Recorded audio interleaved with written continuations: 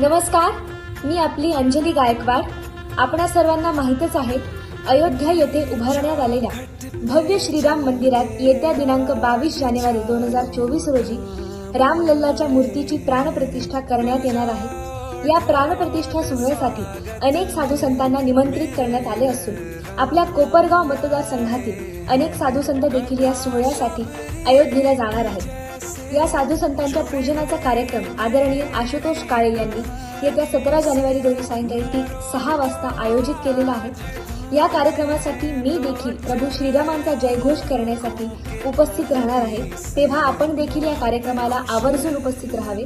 ठिकाण आहे छत्रपती शिवाजी महाराज स्मारक, कोपरगाव. तेव्हा आपण सर्वांनी नक्की भेटूया. जय श्रीराम.